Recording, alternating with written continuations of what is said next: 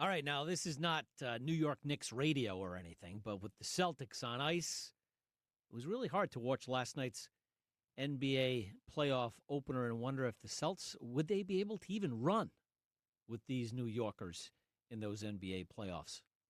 Yeah, we'll see. Jalen, welcome to the Kevin Mack Sports Hour here on WPRO and 790 The Score.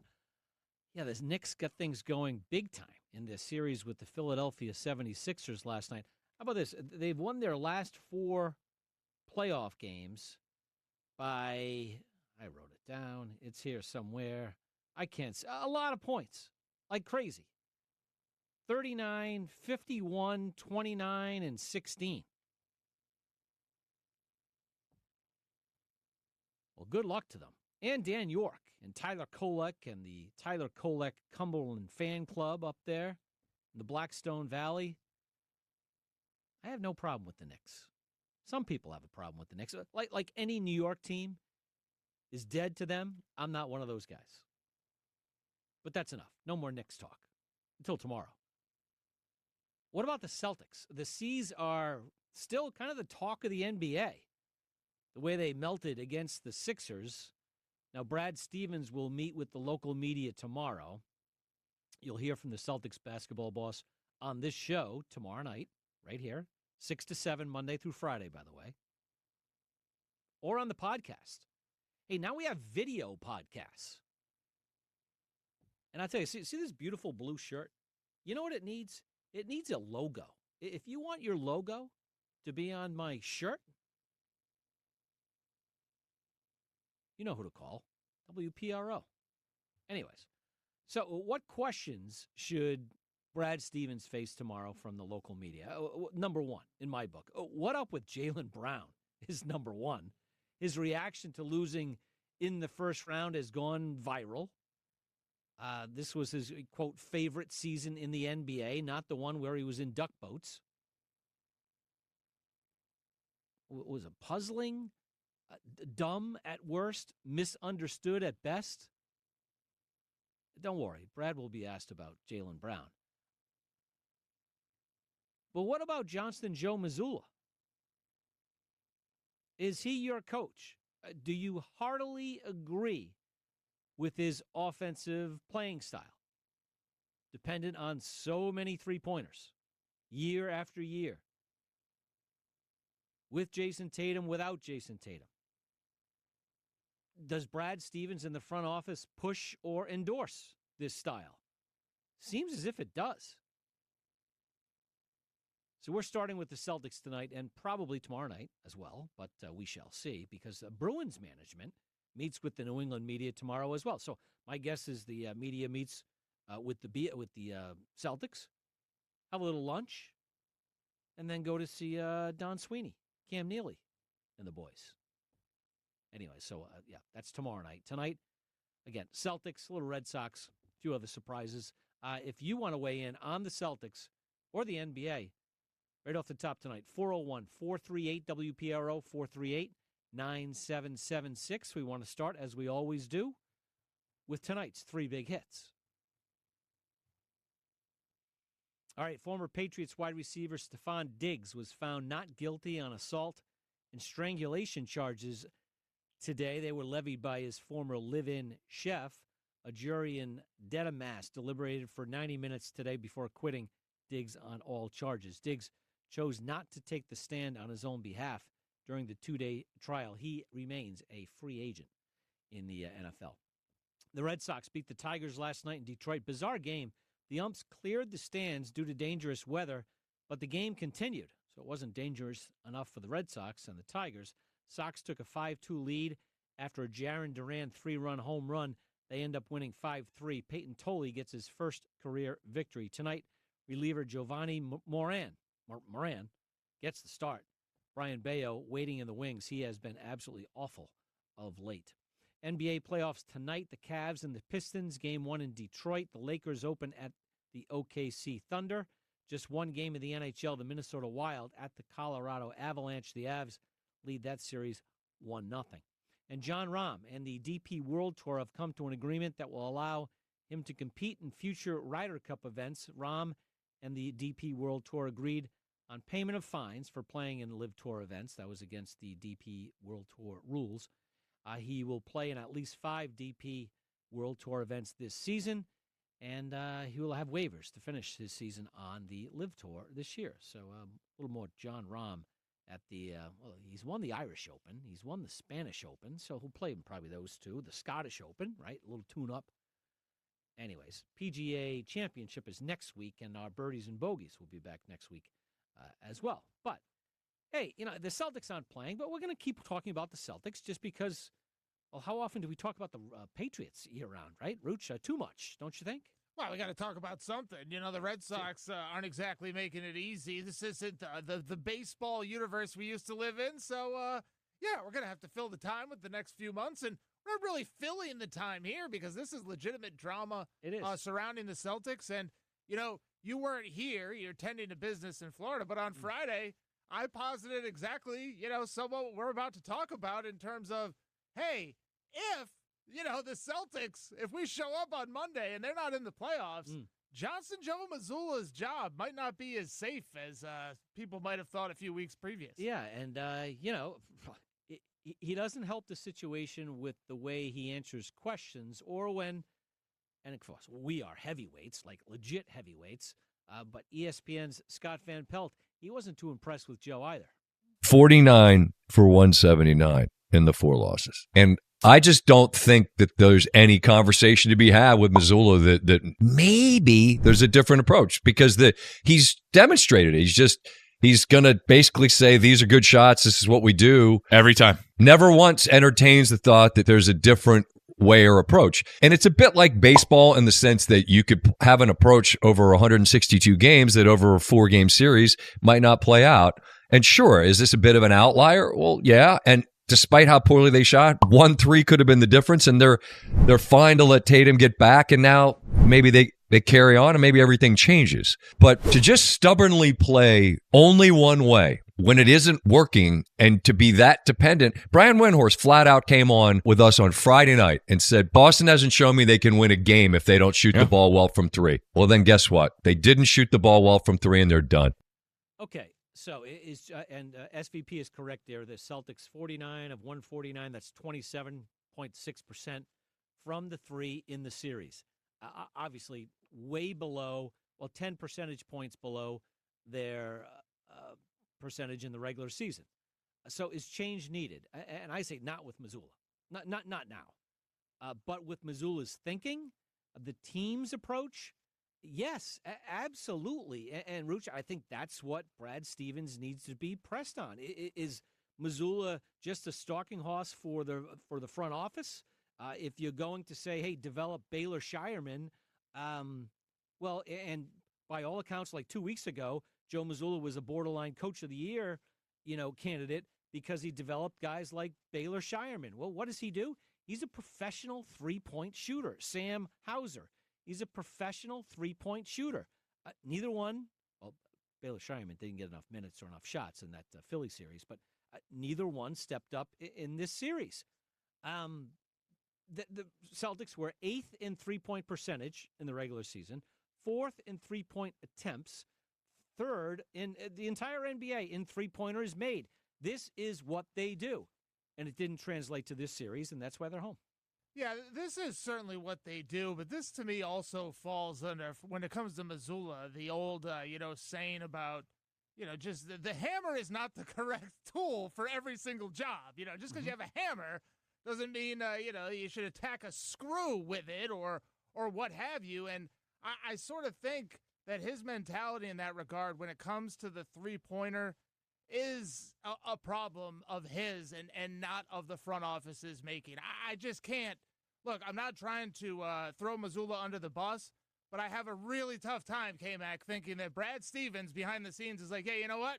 Come hell or high water, keep chucking up threes. Shoot more. Right. I just, do I think he put this roster together to specialize in shooting 3-pointers and spacing the floor? That's absolutely what he did. Mm-hmm. But I don't think there's this edict from the front office, and this is how Mazzulla sort of coached and how he spoke.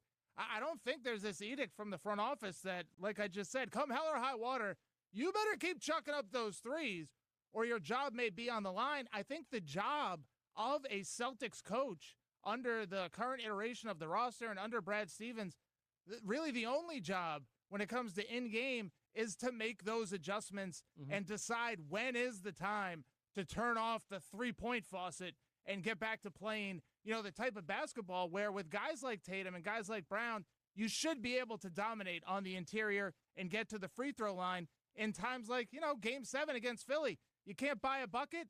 Well, you shouldn't need to buy it. You have plenty of free buckets standing right there on the floor. It's the coach's job to decide when to go to that well, and Joe Mazzulla doesn't have a great record of doing that so far. No, I'm with you. In that series specifically, late in games, I want to see Joel Embiid play defense, okay? Take the ball at him and try to pick up some fouls throughout the game, not just in the final couple minutes. And, we all saw how that game ended. Some wide-open threes, mainly Pritchard, Derek White, in the last, I'd say, 3 minutes. If you want to extend it to 5 minutes, that game was a one-point game with 6 minutes to go. Jaylen Brown certainly missed threes. Opportunities to run, and I know it's the NBA, it's pace, it's space. They don't run the two-play, okay, and dump it into, Neemias Queta. But they can dump it into Jaylen Brown and make Jaylen Brown get doubled. He kicks it to guys. Instead, it was up and down, the end of fast breaks, early in fast breaks, missing open threes. More pace and more space, I think, could have worked for the Celtics, and yet it didn't late in that fourth quarter. Earlier in the series, Game 5 loss especially, boy, they had some opportunity to convert and make some plays around the rim and did not. So it's a combination of the two, no question about it. But remember, defensively, this was the number one defense in the NBA. They were number one in points allowed as a team, 107.2 in the NBA. So it's not as if Joe Mazzulla is a bad coach by any stretch.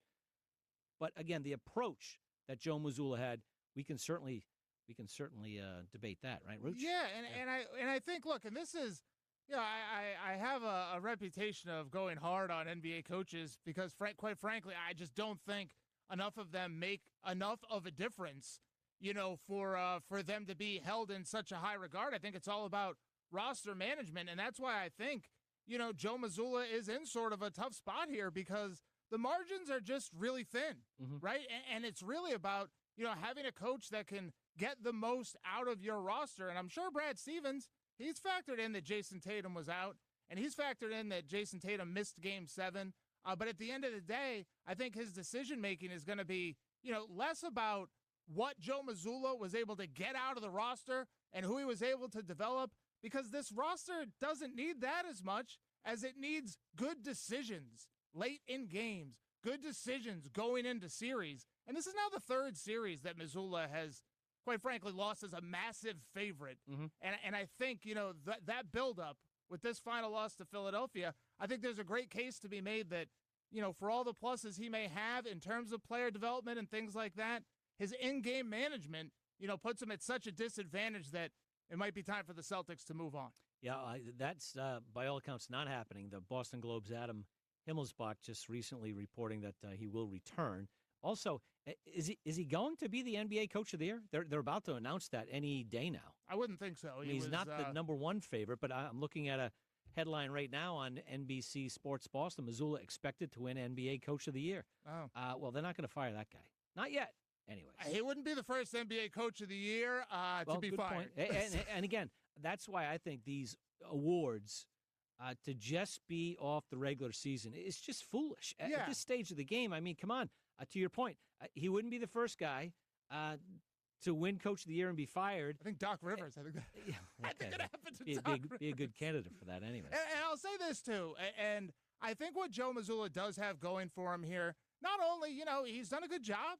I'm not saying he's terrible. This was a flawed team, 6 months ago, right? Right. I'm not saying he should be fired. I am saying, and I have always said, I don't think he's any sort of great coach. But I think the ownership transition is working in his favor as well because he's popular and he's not terrible. So if the new ownership were to come in and as one of their first headline moves, they were to fire Joe Mazzulla, I mean, again, would they be able to recover? I'm pretty sure they would, especially if they brought in Billy Donovan or somebody like that. Right. But it just wouldn't be the best look in terms of a new transition. So that'd be a tough decision for them to make. I don't think they'd want to make it, and I think he has that going for him. All right, we'll take your calls on the Celts or the Red Sox, because we're going to switch to the Red Sox in a little bit. 401-438-WPRO, 438-9776. When we come back, we will look at the Sox and their crazy night in Detroit next on the KMac Sports Hour. All right, some early panic last night in Detroit as Roman Anthony left that game last night with a wrist injury in his first at-bat. Good news. He's fine. Anthony, welcome back here to the KMac Sports Hour. Anthony has a wrist sprain and is listed as day-to-day. He'll be out the next couple of days, not in the lineup tonight, but the Red Sox are not putting him on the injured list as of now. Another pregame update from new manager Chad Tracy. How many times am I going to say Alex Cora, by the way, Rooch, throughout this summer? I was bemoaning before the show that I have all these Alex Cora sound clips. I know. Yeah, I mean, I can't the use good these news is anymore. you can still use them. You have, mutually agreed upon permission to crush the Red Sox with Alex Cora lines. Why not? All right, that's pretty good. Yeah, that is what. Perfect. Unless what's his name, Dick Tracy there. If he starts saying some funny things, I can get him too. Yeah, do we think Chad Dick Tracy is a jokester or entertaining in any way, shape, or form? I don't know. We'll have to ask Bill Belichick if he's crossed paths with old Chad Tracy. That's how we'll know whether or not he's really funny. More good news. Ranger Suarez, the pitcher, is trending positively as well. He could pitch as early as this weekend. So the Red Sox not as banged up as potentially they could be anyways. Last night was a bizarre one.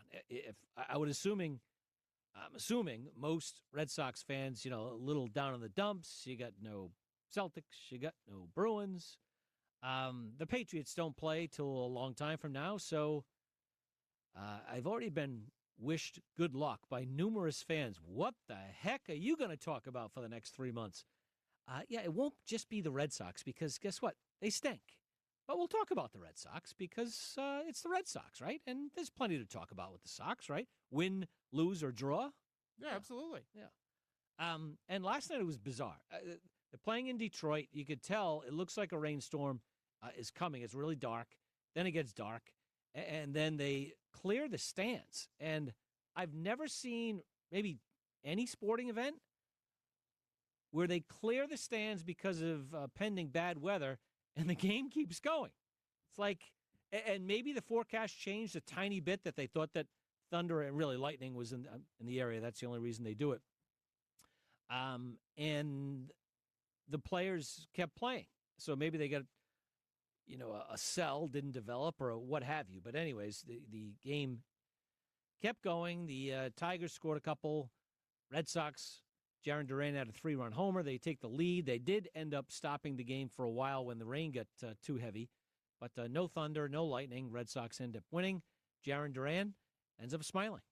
We all know Tolly's a dog, and he went up there and showed it tonight, so I'm proud of him. That was your 4th career go-ahead run or home run in the 7th inning or later. What is it about those spots that seems to have you locked in? I have no idea. I can't believe you guys have a stat like that. You guys must have been doing your research, but I don't think about it like that. I'm just, trying to have fun and help out the boys, and I was able to do my job tonight. Hey, he's helping out the boys. Good for Jarren Duran, another 3-run home run. That's not many, is it? I know he's only been around for a couple of years, but it's not like a lot of 3-run home runs. All I know is I bet on Jarren Duran to win the MVP award of that All-Star game that he won at 100-1. So he's going to be your favorite player for a few more seasons, right? Yeah, he's kind of a huge knucklehead. I've already gotten my money out of him. Definitely is a knucklehead. I wish him the best. Yeah, good for him. Okay, is that all we have to say about the Red Sox? Anything else, Rooch? Well, I mean, now we are, if you have any more thoughts about how great John Sterling was, I guess this would be the time. Well, I think we did enough yesterday. We did. I did hear more, remembrances today. Yeah. Peter Abraham from the Globe, who, by the way, now we have to have these guys on. Usually we dance around, the Red Sox until, playoff time and whatnot, but, they are covered as well as any beat in New England. Peter Abraham, our friend Sean McAdam, Chris Cotillo. That's right. When they're not watching Bruce Springsteen perform, they are watching baseball, and that makes them an invaluable resource. So we should get him on the show. Absolutely. I mean, why not? Yeah. And by the way, I think Springsteen is coming to Boston, Of so course. they'll have a few nights off Yes. before and during. But anyways, yeah, good for them. Anyways, when we come back, the Patriots, of course, okay, yeah, the Patriots, they don't play again until September, and yet we talk about them year-round. Pat's next on the Kevin Mack Sports Hour. It's Adam Schefter of ESPN on the, I don't know, is it pending?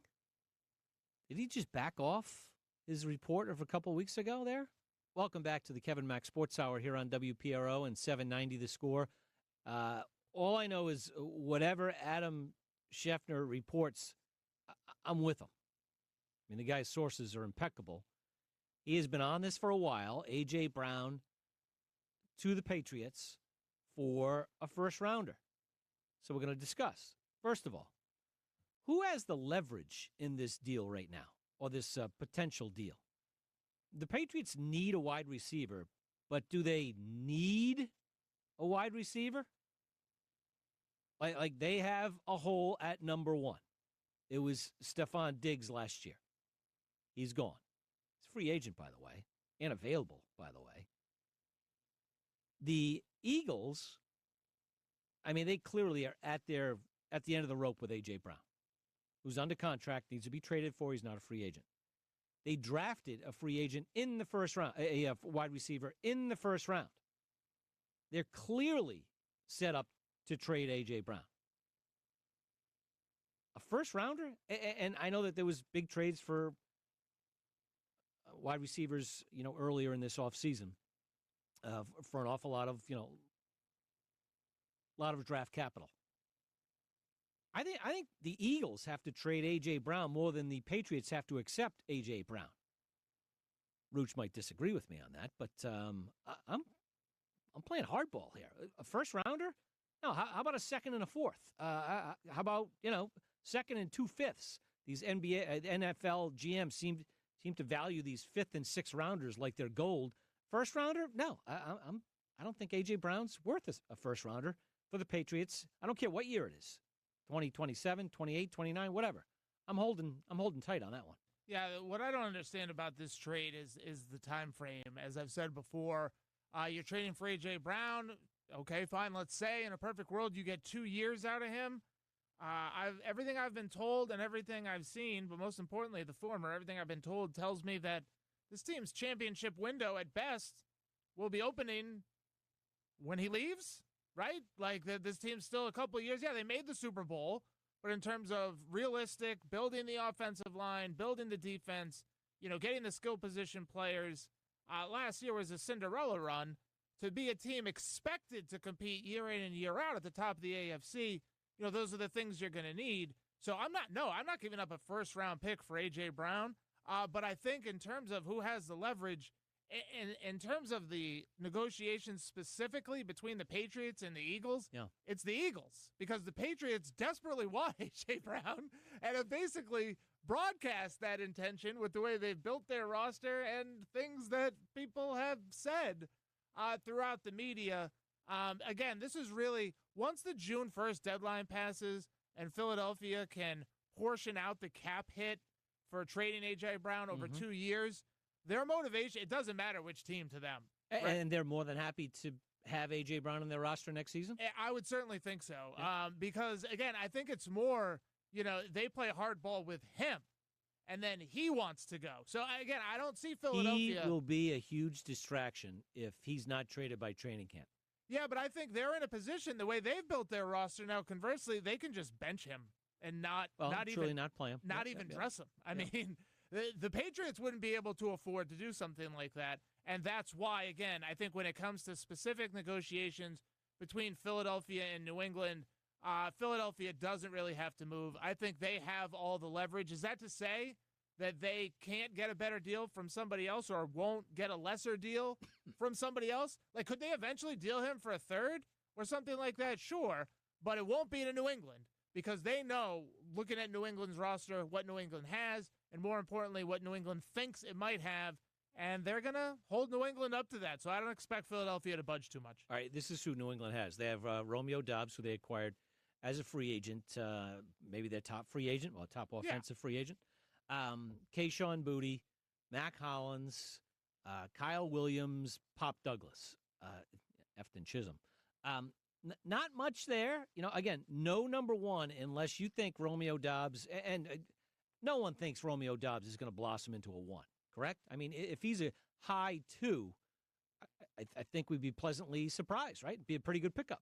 He better be a 2 at what they're paying him and what the market sort of views him as, and especially on this team. This team, he better be a 2. He better be the best receiver on this team or battling for it the way it's constituted. And again, his track record and what he's been paid. But even if, to your point, even if he does blossom, he's not, the skill set isn't the same as A.J. Brown. Mm-hmm. The Patriots covet A.J. Brown because of a unique skill set he has, going to get the deep ball and coming down with it and being able to do things with it afterwards.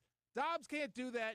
There isn't a single player on the Patriots roster currently that's proven that they can do that. And again, that reverts to why I think Philadelphia, when it comes to dealing with New England, can say, look, you don't have a guy like this. If you want one, this is the going rate. We'll be waiting by the phone, but I'd call sooner than later because someone else, maybe with lesser need for Brown, who we'd be willing to take less from, they might want to jump in and ruin your chances. All right, so what's the alternative for the Patriots if they budge or don't want to budge for the Eagles' demands a first-rounder in 2028, whatever, a future first-rounder? Stephon Diggs is now free, acquitted today of the assault and strangulation charges up in Dedham. I think the Patriots have moved on, certainly mentally, from Stephon Diggs. There's a few other highly priced free agents, and the Patriots are well under the salary cap. Yeah. Okay? $60 million still, something now, like that? Now, of course, in cash spending, they're a little more competitive but they have room. Okay? There's some elbow room there for RKK. A couple names. Juwan Jennings had, in the last 2 years, 55 catches last year, 77 the year before with the 49ers. I don't know a lot about Jennings. I like that production. Deebo Samuel is also a free agent. He's going to cost you a lot of money. I'm not there for a guy like Deebo Samuel. Jennings is a bigger guy. I can see the Patriots being interested in him, but don't you think they would have done it already if they? Yes. I mean, the guy's out there. He's still available.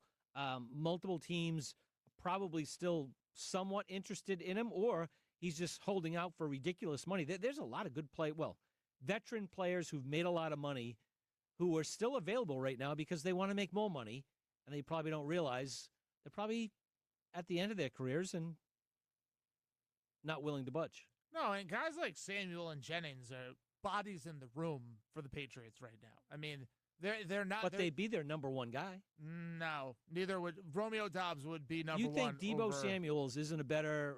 Isn't a number one over what the Patriots have? Over under 10.5 games Deebo Samuel plays. Well, there you go.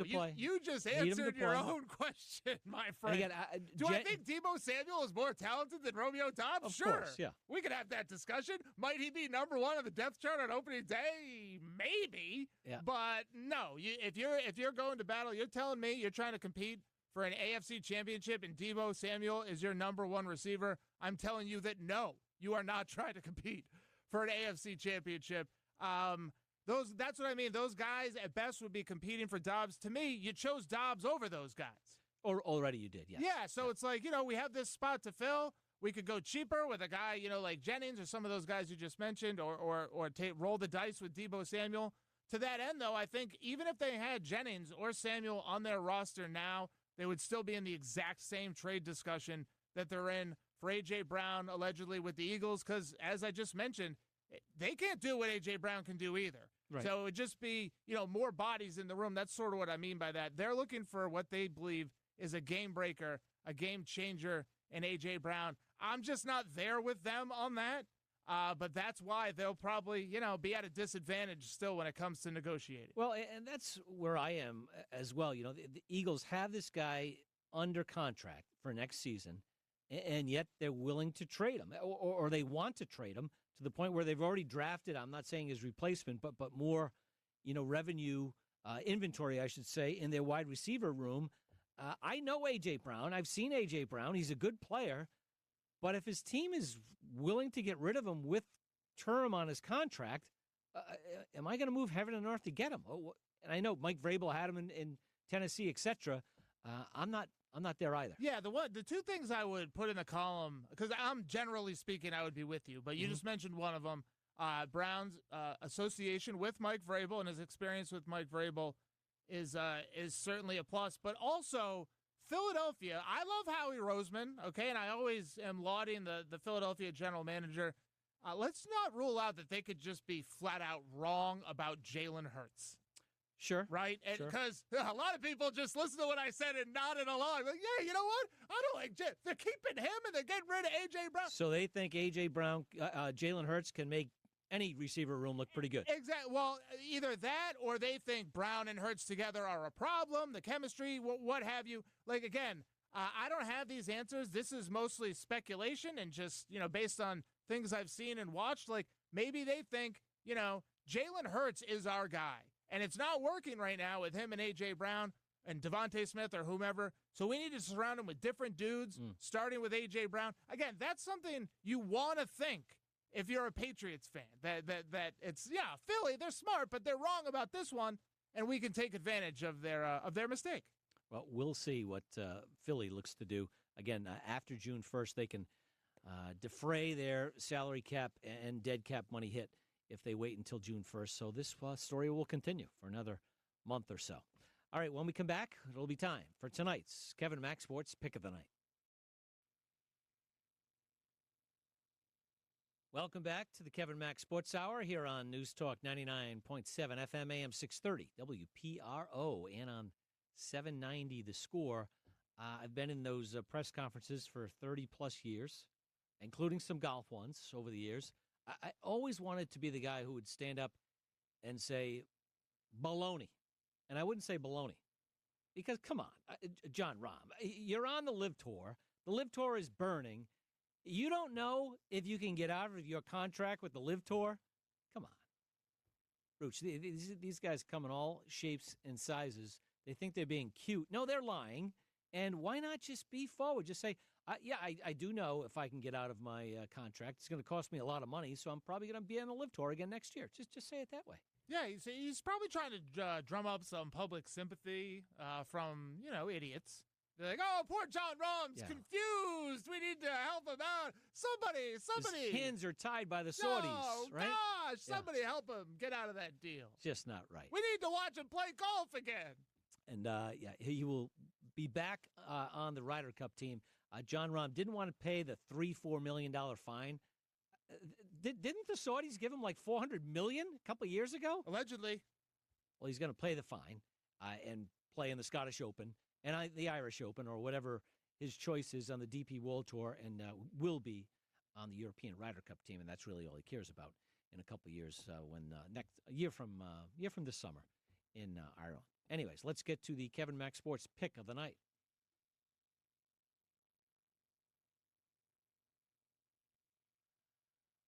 All right, a lot of action in the Red Sox game in the first inning. Ceddanne Rafaela, a 3-run homer in the top of the first. And I believe the leadoff hitter for the Tigers just took Moran deep for the Tigers. It's 3-1 in the first inning. Matt Vierling. Red Sox struggling to come up with a starting pitcher because Brian Bayo's so bad. So does that make any sense to you, Rooch? Okay, Brian Bayo's been really bad as a starter, so we'll bring him in the we'll start a reliever and bring him in the third inning. To ease his mind into the game? I mean, what is that? I mean, maybe this is the Chad Tracy way. They probably do this in Worcester all the time. That's probably what it is. Oh, wow, I wouldn't doubt any of that. I don't know if there's a Chad Tracy way. I'm sure if they win enough games in a row or whatever, we'll start hearing about Tracy ball or whatever it is. But I don't.